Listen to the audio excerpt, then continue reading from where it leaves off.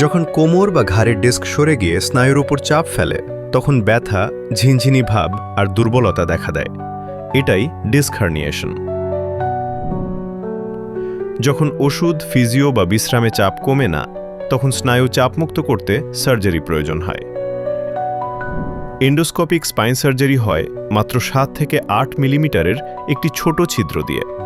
ভিতরে ক্যামেরা থাকে যা বড় করে মনিটরে সবকিছু দেখতে সাহায্য করে। এন্ডোস্কোপ ঢোকার পর রোগীকে ব্যথা দিচ্ছে এমন বের হয়ে আসা ডিস্ক অংশটি সুনির্দিষ্টভাবে সরিয়ে ফেলা হয়। টিস্যু কম কাটতে হয় এবং নার্ভ ঠিক তখনই চাপমুক্ত হয়।